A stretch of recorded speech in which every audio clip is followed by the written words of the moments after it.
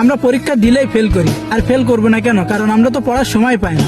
365 দিনে 1 বছর, এর মধ্যে 52 দিন শুধু শুক্রবার, আর এই 52 দিন বাদ দিলে থাকে কত? 313 দিন।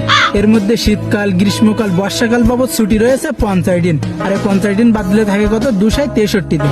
এর মধ্যে আমরা প্রতিদিন 8 ঘন্টা করে যদি ঘুমাই তাহলে 122 দিন চলে যায়, তাহলে থাকে কত? 140 দিন। আমরা 1 ঘন্টা করে যদি খেলাধুলার পেছনে ব্যয় করি প্রতিদিন তাহলে চলে যায় 15 দিন, তাহলে থাকে কত? 126 দিন। এর মধ্যে আমরা 2 ঘন্টা করে প্রতিদিন খাওয়া দাওয়া গোসল করার পেছনে যদি ব্যয় করি তাহলে 30 দিন চলে যায়, তাহলে থাকে কত? 96 দিন।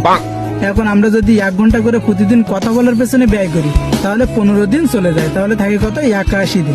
এর মধ্যে আমরা শুধু বছরে পরীক্ষা দেই 35 দিন, তাহলে থাকে কত? 35 দিন বাদ দিলে থাকে 46 দিন। আবার এর মধ্যে বছরে ঈদ আছে, বিভিন্ন উৎসব আছে, কনসার্ট আছে, ই বাবদ 40 দিন চলে যায়, তাহলে থাকে কত? মাত্র 6 দিন। এখন আমরা বছরে কমপক্ষে অসুস্থ থাকি 3 দিন, আর এই 3 দিন যদি বাদ দেয় তাহলে থাকে কত? মাত্র 3 দিন। এখন আমরা বছরে কমপক্ষে 2 দিন তো ঘুরতে যাব, আর 2 দিন ঘুরতে গেলে কত থাকে? মাত্র 1 দিন।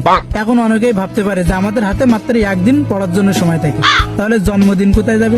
আমি কি জন্মদিন পালন করবো? এই জন্মদিন পালন করতে গিয়ে 1 দিন চলে যায়, মানে আমাদের হাতে 1 দিনও সময় থাকে না পড়ার জন্য, যে কারণে আমরা পরীক্ষায় ফেল করি।